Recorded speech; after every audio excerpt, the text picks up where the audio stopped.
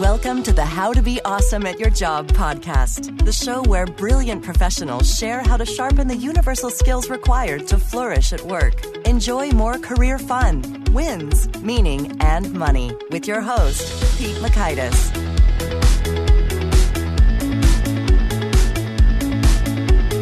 Hello and welcome to episode 171 with Joe McCormack. We are talking all about brevity, and ironically, this was not the shortest episode, but it was shorter than some and absolutely vital in its content. And you're going to learn 1, how being brief helps you focus, 2, how to trim down information to what is essential, and 3 common mistakes when it comes to being brief. So if you'd like to check out the show notes or the transcript or the links to items that we're referencing here, it's all at awesomeatyourjob.com/ep171. And while you're at awesomeatyourjob.com, I'd encourage you to check out some of our great stuff.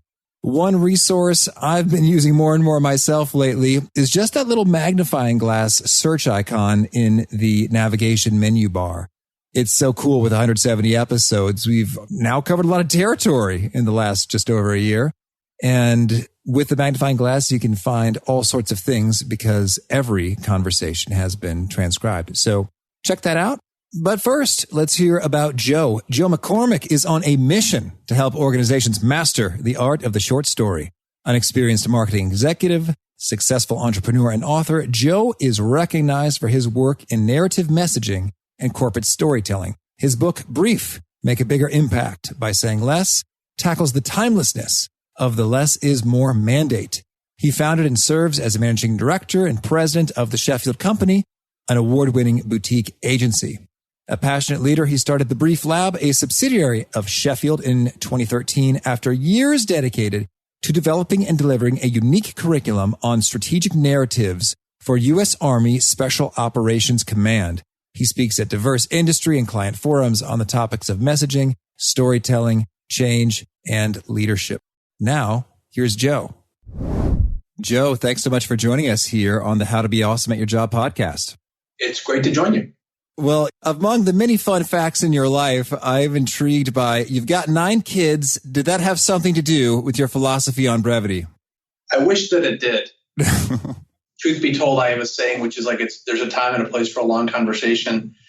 And those are the long conversations that I really enjoy. Oh, that's nice. That's good. So there's no emphasis on brevity there. You're just enjoying the ride. Yeah. When I was writing the book a few years back and my kids got wind of it, they immediately latched onto, they wanted to give it to their teachers. And I'm like, well, if you want your grade point average to drop, you can certainly suggest it to them. It does become a topic of conversation from time to time. When we have a habit in our family, time to time at dinner, to talk about like the highs and lows of your days, which it's a really nice way at the end of the day at dinner to get the brief update from everybody about what's going on in their lives. So that's a little trick that we use that's been really popular. Oh, that is good. I like that when I'm facilitating sort of workshops or leadership things. It just feels good. You feel like you have a sense for what people are going through right now. Absolutely. Well, so can you start us off by sharing a little bit about, you've got a motto, which is, sure enough, rather brief. Be better, be brief. Can you, I guess, elaborate on that? Yeah. I mean, when it comes to brevity, and I always think that it's something that you could always be better at. Okay. It's not something that you're ever like, oh, I'm good at that. There's always areas of improvement. So that's the call to action is, strive to be better at it. And you're never going to, achieve complete mastery. And it just keeps you always getting more and more in tune, more and more precise, more concise in the way you communicate. Well, so in terms of if you never will achieve complete mastery, it sounds like then you've got a clear definition of what you mean by brief. Could you share that with us? Yeah, I mean, people misinterpret brief to be just being concise or blunt, and it's really missing the mark. I define being brief as being a balance between being clear and then being concise. So the first thing, the most important, is to be clear so that you're understood. And then concise, meaning you're trimming away all the things that people just really don't need. So if it's something can take a half hour to explain and you can explain it in 20 minutes, that you're trimming out that extra 10 minutes. So that's the working definition of the balance of clear and concise is what I define brief to be. Okay. So can you maybe lay out for us, do you have some of the top sort of advantages or benefits associated with having this brevity? Like, why is it so critical? It's really important now because it's really not about the person speaking or communicating. It's really about the person listening and absorbing. The world nowadays, and I think everybody feels this, is that we're reaching a point of hypersaturation where we're consuming so much information on a day-to-day basis that it's almost like you're consuming everything, but you're retaining nothing.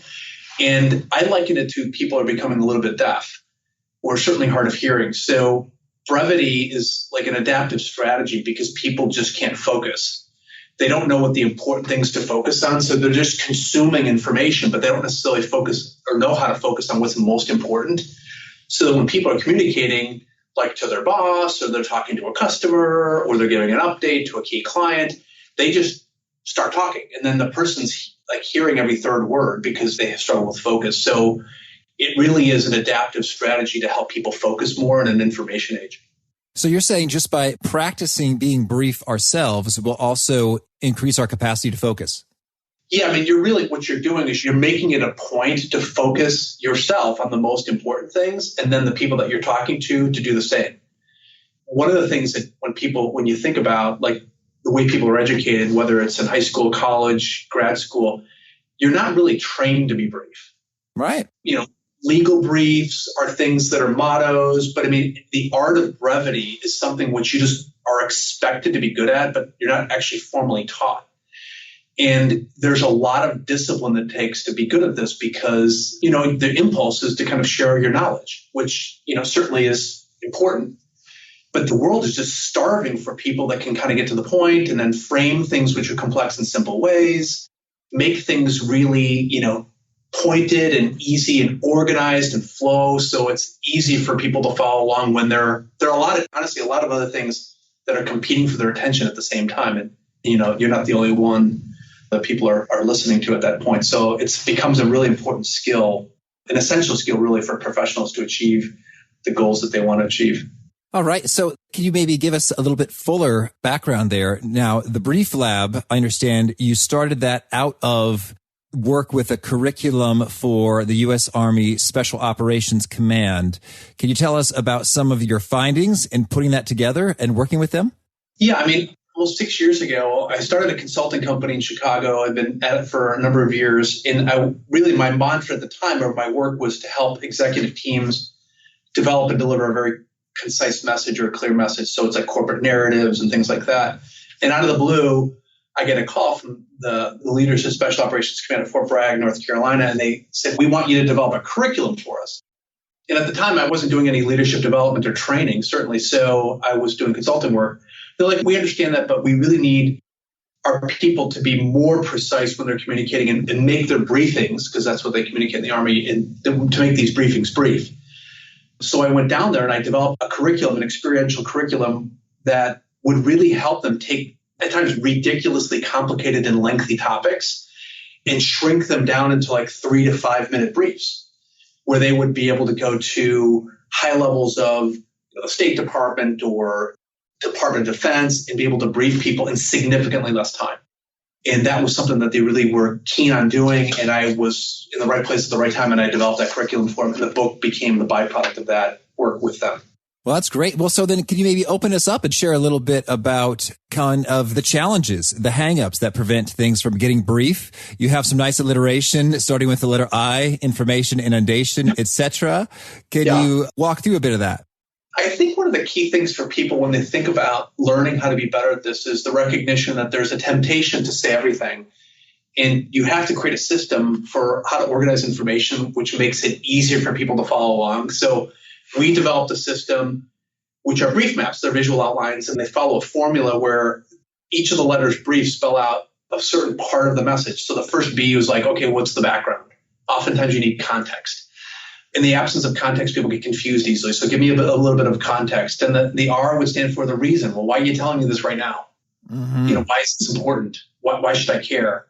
The I is sort of like, what is the information or the instruction or the insight, maybe the body of the information that you're giving them? The E stands for the ending, which is often the hardest part. People get on a roll and they don't know how to end. And they talk right through their ending and they start a new beginning, and then the whole thing goes, sideways. And then the F stands for a follow-up or a follow-on, which is, what do you want the audience to do once you're done? Do you want them to ask them a question? Do you want them to make a decision? Would you like them to do more research? Like, what is the expected outcome? How do you know if you were clear? So we make that system and we lay that out on a mind map or visual outline so that people have a way of presenting the information or sharing it that makes it very easy to consume. So it's a method of preparation, which becomes very, very effective for taking mounds of information and putting it into a format that's easy for people to follow. Okay. And so now when you say ending, can you share a little bit there? It's like you just want to have thought through in advance. What's the end? When am I done? Yeah. Think of it like when you go to a comedy club or you listen to a good joke. You know that you're done when you hit the punchline. Yeah. And at the end of the joke, people laugh. Yes. Because that's the whole point, right? So you get to it's leading you somewhere. One of the keys of being brief isn't saying nothing. It's being, clear and concise. But it really is, you've got to be clear. When do you stop talking? Somebody can start talking or respond. And I say that when people get good at this, it actually starts conversations because people can respond or ask a question or lean in a bit. And the ending, in the absence of a good ending, people just hug the mic the whole time. And that's never good. You always want to have it be balanced where people are in conversations and have a chance to ask a question or respond or tell you what they're thinking. Oh, I understand what you're saying now. I have had those encounters in which it's someone just sort of stops talking and it's unclear. It's like, is that the end or are you just breathing right now? And so right. What are some of the maybe indicators or tricks or best practices for ending? I think part of it, is just intonation. Like, sometimes that alone could say, I'm done or thank you. Or what are some other approaches? I think one of the things is just finish the thought that would require or might prompt a response. All right. In the best conversations, people do this. So it's nothing new, but it's something that people overlook because they're not aware of, hey, there's two people talking here. Or I'm sending this email and I'm writing it, but how are they going to respond to it? So the ending is the prompt for a response. One of them is, so what do you think?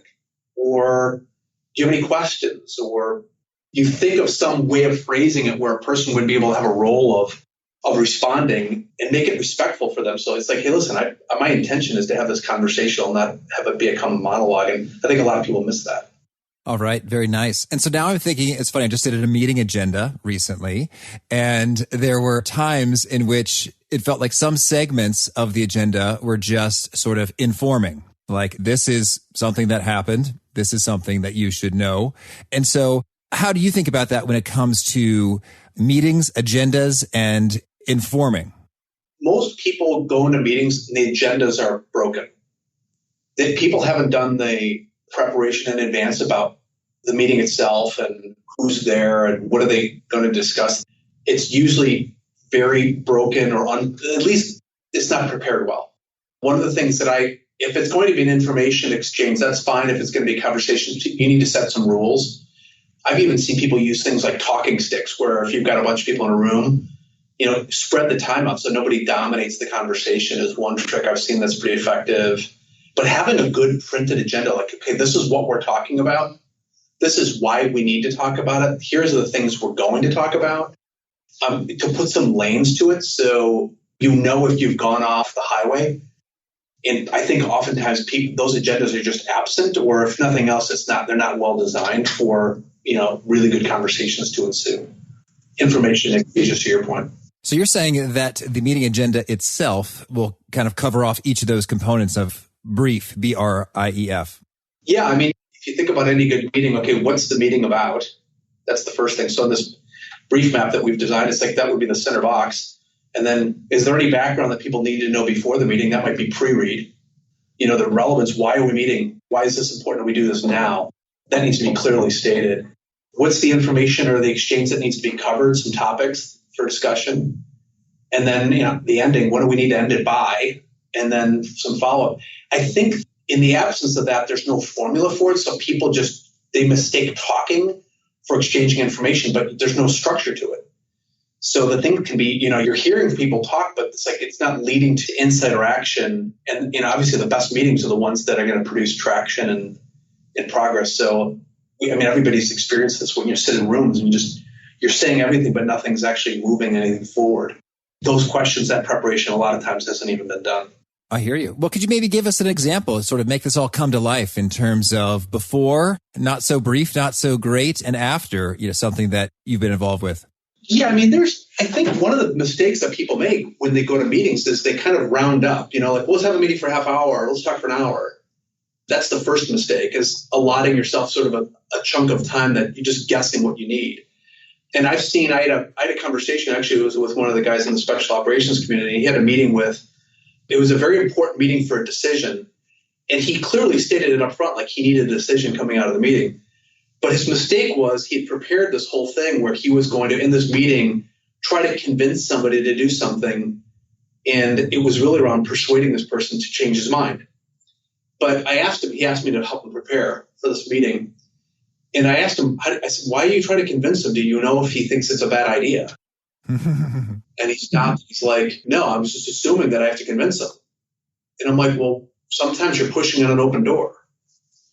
And like, how much time are you going to spend? He's like, well, I think it's going to take us an hour. I'm like, why would it take you that long? Could you give him a shorter summary up front? You know what I mean? And do it that way. So I actually met with him a couple weeks ago. And we have an office down in Pinehurst, North Carolina. We have one in Chicago, a brief lab in North Carolina, and one in Chicago. And I saw him a couple weeks ago, and he's like, it was the shortest meeting he's ever had. It was like 10 minutes. Beautiful.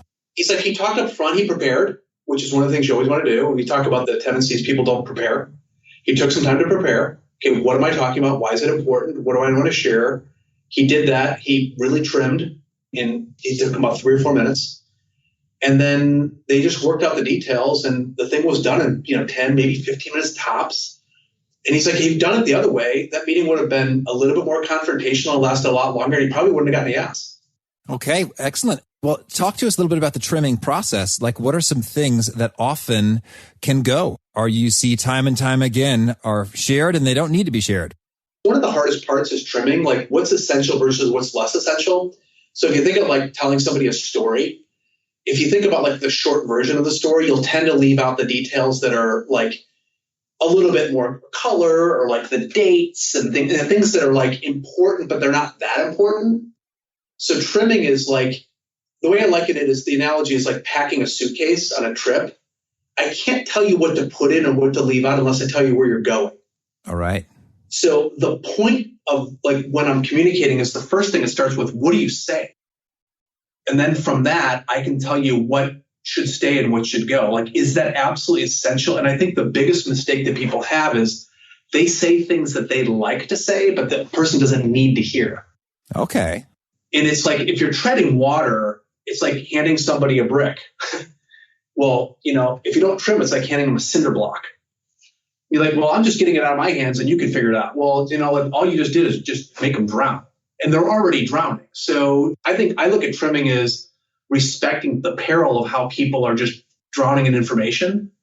And we come along and we fill an already filled glass, or nearly filled glass. So it's out of respect more than anything. And it's hard to do because people can't resist saying the extra thing. Now, you say they want to say it. I'm intrigued. Is it just because it makes them look good, or what are those motivators? Like, why do they want to say more?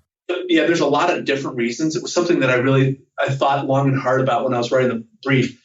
There's reasons why people struggle with it. Sometimes people just get comfortable. Sometimes they get overconfident. They want to show how smart they are. Some people just lack compassion for people. It's all about them. There's a number of different reasons why people do. There's not one in particular, but the common one is that they don't necessarily respect how difficult it is for the person they're talking to absorb and consume what they're saying. So it's kind of like when you read something which is really long and you're like, why didn't you take time to edit that down? And there's the famous saying, which is, I would have written you a shorter letter if I had more time. Right. It takes discipline to do this. I mean, this is something that you can be very, very good at if you have discipline. If you lack discipline, everything tends to be a little bit long. And that's why the motto is be better, be brief, is you can always tighten. You can always be a little bit better when it comes to this. Well, and so in executing that trimming, do you have any additional kind of guidelines? I think that's great in terms of what's absolutely essential, what must they hear versus do I want to say? And are there any other kind of, rules of thumb or guidelines to trim well? Yeah, I think I had a conversation with one of it was a top chief creative officer at McDonald's. This woman is brilliant. She came up with, I'm loving it. Oh, yeah. That was her, so talk about an expression of real great clarity that says everything, but it's in very, very few words. And she would tell me when we were talking about this need to be clear and concise, that she would go to meetings and say, what's the singular most important thing I need to walk away from this meeting with? That's one way of trimming. So like all the things I need to know, what do I really need to walk away with? That's one way of trimming. Mm-hmm. Asking that, just be brutally honest with what is the audience absolutely the most important thing that they need to know. And then another way of looking at trimming is just imagine like level of detail, like level 1 detail, level 2 detail, level 3 detail. And level 1 detail, I would define as the most essential information and the shortest explanation. So this would be like the movie trailer. All right. And if you do that, it looks something like this. All right. In 30 seconds, explain to me. You give yourself a time limit or even a word limit. In 15 words or less, summarize what I'm trying to say. And it's funny because when I was talking to this woman at McDonald's, she said, when people struggle with that, it's often an indication it's a bad idea. Okay. It's not a guarantee that it's a bad idea. It's an early indication that it's a bad idea. So if you can't, like Einstein said, like you don't understand something well unless you can explain it simply. So giving yourself a word count or a time constraint is a way of ensuring it's clear. Yes. And that rigorous trimming is a way for you to test. If I got into an elevator or if I got into a conversation by chance with a person and I had to sum it up, had a chance to prepare, what would I say? And there's a lot you would leave out, and what you're left with is what you've trimmed. And that discipline to do that for a lot of people is what makes them stand out or makes them stand, in a crowd. Yes. Be able to speak like that or communicate like that, present. And it's interesting, I guess, when I ask other people the questions along these lines to arrive at this brevity, it's funny. I feel, I guess, I don't know, I'm such a feeler. I feel bad because it's like, oh, I'm putting you on the spot and you're actually not ready. But at the same time, I kind of need to know the brevity in terms of what is success for this component of the agenda.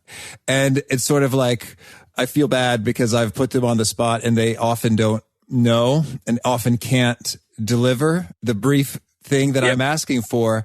And so I don't know, help me out. How should I cope with that? No, you shouldn't feel bad. I mean, the thing is, thank you. Professional in your show is about how to be awesome, right? So how do you take your game to another level? I tell people this is an essential skill that people that are in positions of authority that make things happen are desperately looking for. And when they find it, they'll really notice it. Okay. And when you can deliver that and that expectation, it's so rare. It's a rare skill. And when people do it, the people that you want to connect with, they notice. And when you can't, they also notice. And there's 3 mistakes that I found in my experience that people have that gets them in trouble. And one is they over-explain. So they tell you, it's like, think of a glass that's 3/4 full. They keep on pouring when the glasses reach the top. Okay. So you have to realize that your audience does not have an infinite attention span. It's maybe 10 seconds, 30, however long they can focus, right? So really you have to honor that. That's the first thing. They over-explain. The second thing is they don't prepare enough. And then they think, well, it's going to take me forever. Something is better than nothing. So when you ask them, so what do you think? They have a hard time because they haven't prepared. And give me 5 minutes, give me 2 minutes. You can't just show up empty-handed. You got to prepare. And the third thing is they don't really frame up what the point is or what the point they're trying to make or their point of view is. And I liken that to a headline. Like, give me the headline first. And when you over-explain, you don't prepare, and you don't have a point, and you mix all those things together, it's long and it's confusing. And they think that the more they talk, it's going to get clearer, and it doesn't, because people can't hear like that, and they start tuning out over time. Or they call it in and out listening, where they sort of listening to you, but they start multitasking, and then you've lost them. But the good news, you can correct it. You can learn, and this is why I wrote the book, is you can teach people how to do this if they have discipline and they take the time and they want to play at a high level. Okay. Well, so now I want to follow up on that piece in terms of the headline first. And, I have learned this and taught this as a, former strategy consultant with your slide headlines, answer first, hypothesis driven, all that stuff. And so we had an interesting chat back in episode 136 with Ted Frank of Backstory Studios. And he said that often people go with the answer first approach because folks are tired of being bored, but would really compel them in an exciting way is if there were a degree of tension and story arc, which is sort of like the opposite of answer first because it's sort of like you got your spoiler right up front. Where do you come out on this controversy? Where you come out is actually the secret is, because I teach this in our courses, the secret in constructing a good headline is you steal a page from journalism. There's characteristics of good headlines. One is they're brief, so they tend to be short. There's no magic word count, but it's 3 to 6, 3 to 8 words, 10 words, or something like that. So they're concise. They create some level of intrigue where you need to hear more, but you're not giving it all away, right? So you're like, yeah, I get. And then the third thing is it really speaks to what you're talking about. So, the example I'll give you, we practice this all the time. It's funny because when you're sitting in a room, let's say you're presenting, the presenter will make an opening statement about what we're talking about, and people often confuse that for the topic. Well, topics don't necessarily create intrigue or interest. Okay. Topics say what you're talking about. So that's only one of the characteristics. It says what you're saying. That's good. It's brief, but it doesn't create an interest or intrigue. So there was a session I was in. It was actually really funny. We give homework assignment in this 2-day course with special operations. And between the first and the second day, I have the guys provide a brief summary of the course to somebody, and it's got to provoke interest. So they've got to be able to learn all the tools, and they do that. And I tell them to have a conversation with somebody, 15 minutes, 20 minutes, where they have to actively listen to somebody. And it's like being interested and asking questions and things like that. And I just tell them to kind of note where their mind's drifting and what are they hearing and can they stay focused? Because oftentimes they have to be able to summarize things that they hear. And if you're not a good listener, you can't do that. So the next day they come back and we do a headlining exercise. And the headlining exercise it's pretty simple, actually. I just say, think about what you did for your homework and then answer this question in a headline. How was the homework? And I'm like, take 5 minutes to do that. And it's got to be brief. It's got to create interest. And then, it's got to tell you really speak to what happened. So I'm going around the room and this one guy in Special Forces, I'm like, so Brian, how's the homework? And he says, I discovered that I really don't care about people. Ooh. It hits those 3 criteria. It was brief. The word count was less than 10 words.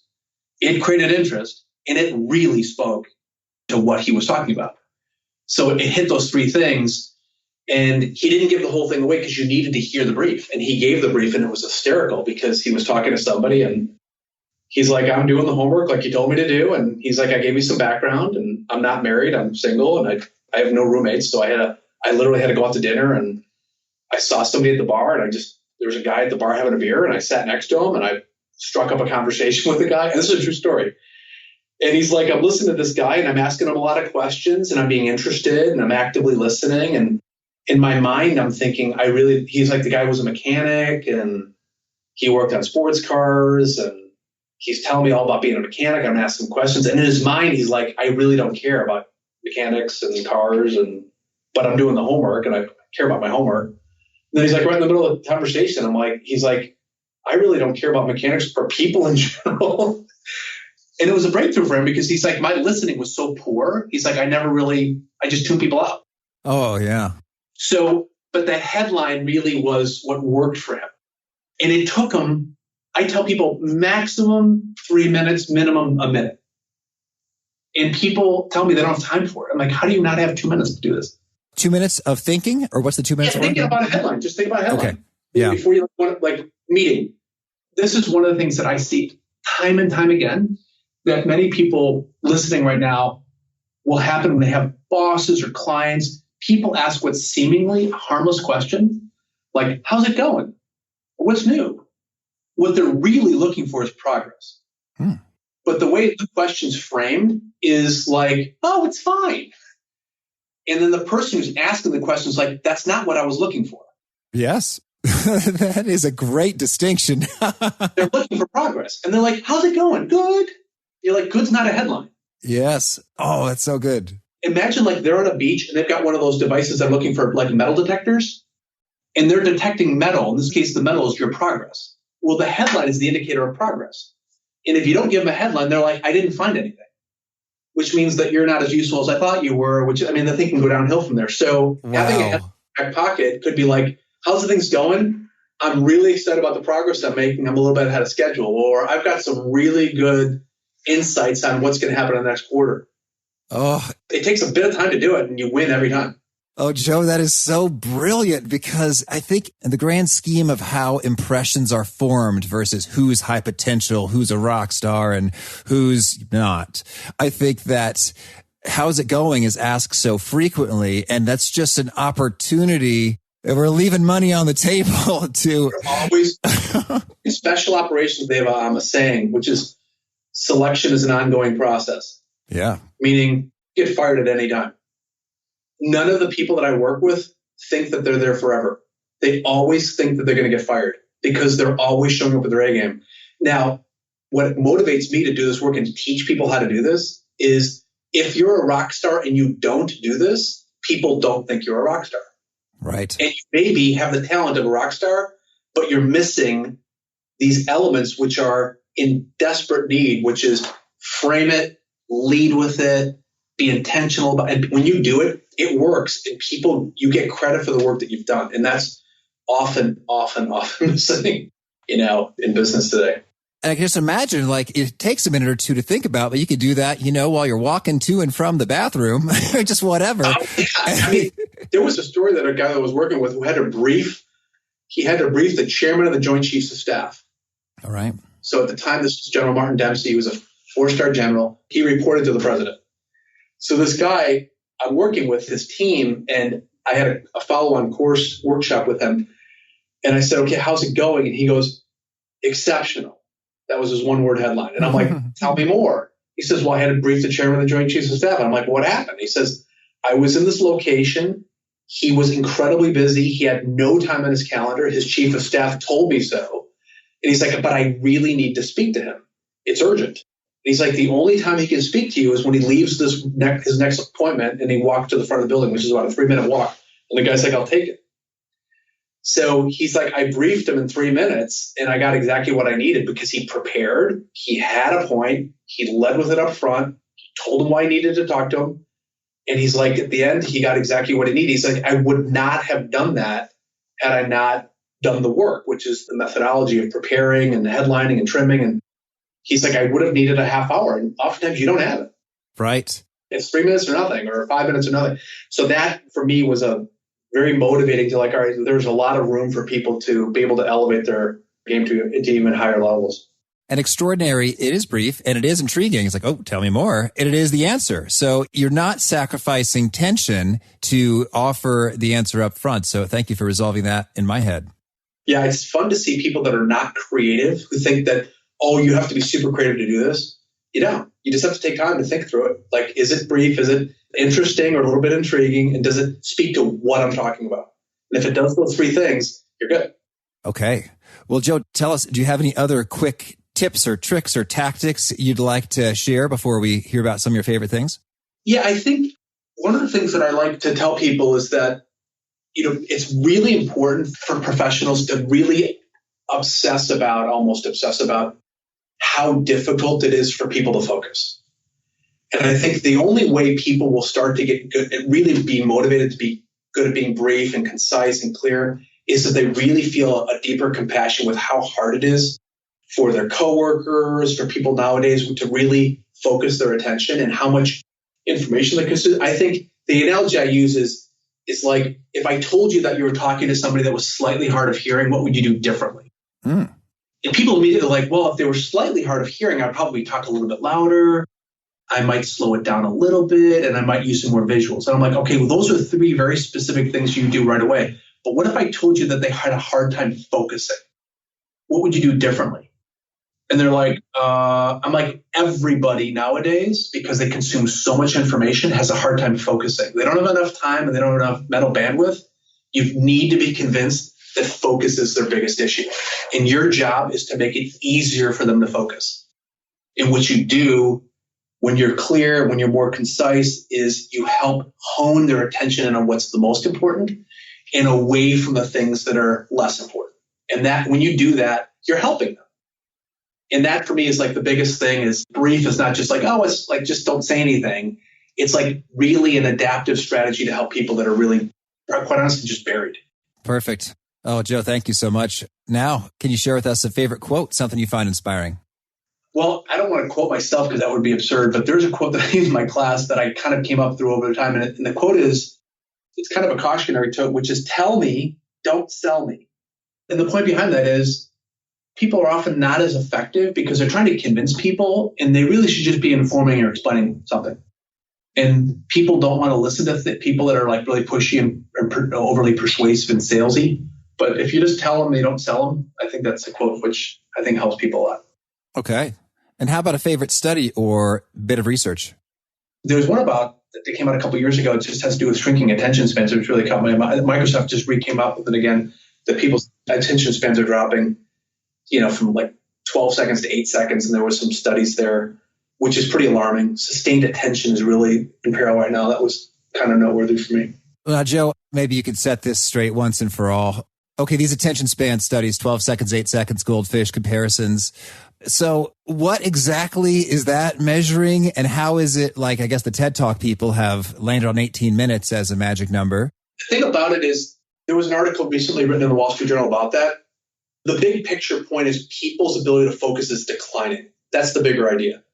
Actually, if you measure by if it's 8 seconds or 12 or 15 or a minute, that's less important than the fact that it's declining. And I've worked with thousands of people on this, whether public speaking or workshops or what have you. I have not met a person who thinks that's increasing.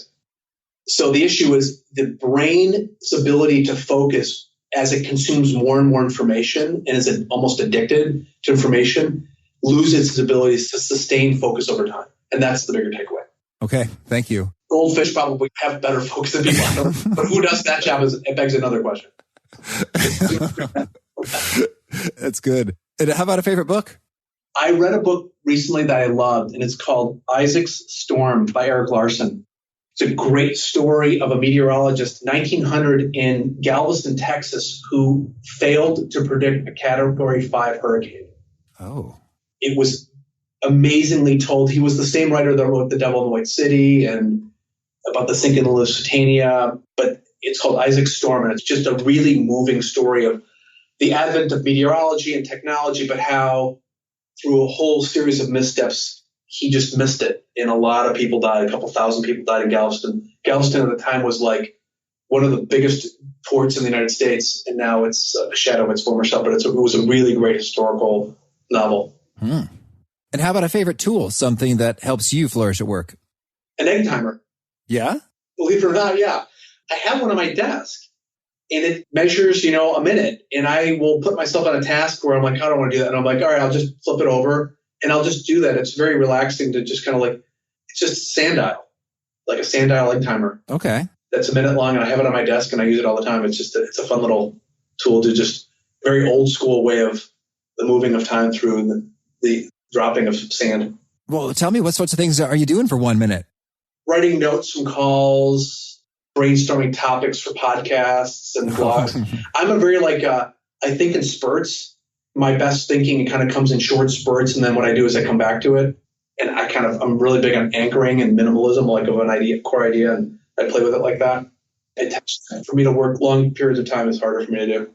And could you share, is there a particular nugget or articulation of your message that seems to really connect and resonate with folks, nodding their heads, taking notes, etc.?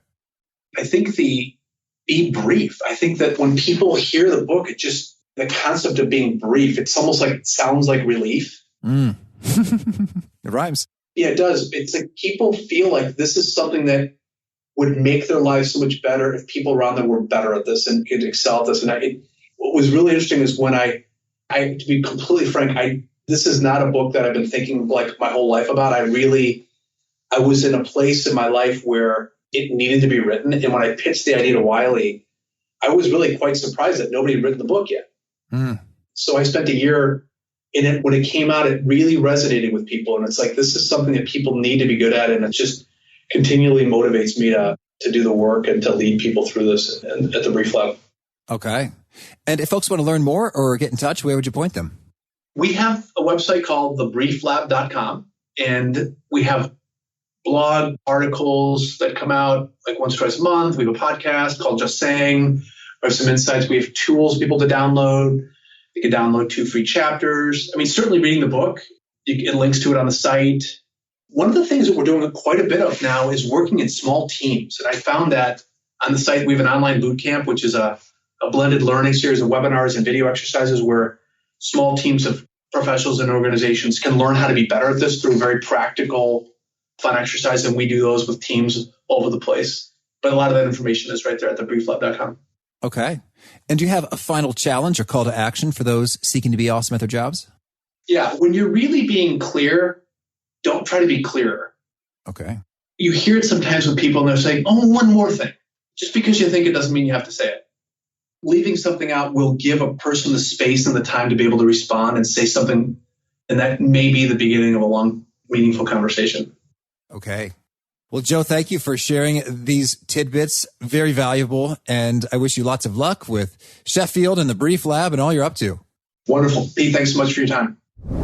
I really enjoyed Joe's perspective on the sand timer, actually. In fact, I bought one myself and I'm grabbing it now that you can see it. It's a podcast, but nor can you hear the sands rolling through. But it's kind of cool to just have 1 minute of something. And often I'll take that 1 minute to do just nothing and just stare at the sand and breathe, turn off my monitor or turn the computer to sleep.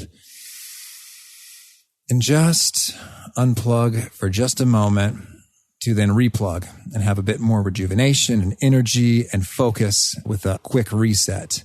And so that's been kind of fun. I got it on Etsy, but had to replace it with another little insert because the Etsy one actually was not accurate at all to 1 minute.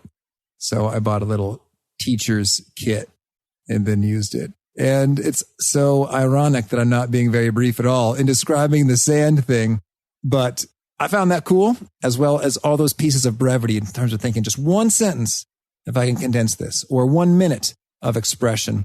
Those forced condensations have really aided me as I'm putting out an email or just trying to stop and pause and think, what am I really trying to say here? So again, if you'd like to check out the show notes or the transcripts or the links to items referenced, it's over at awesomeatyourjob.com/ep171. And I hope you'll hit subscribe so you'll catch our next guest. It is Mustafa Hamwi. He is the passion guy, talking passion with a healthy dose of practicality at the same time. So I hope to catch you there, and peace. Thanks for joining us for today's episode. To get the most out of this conversation, visit awesomeatyourjob.com to find today's show notes, transcript, and infographic summary cheat sheet. For more entertaining professional skill sharpening, be sure to subscribe to catch the next episode of How to Be Awesome at Your Job.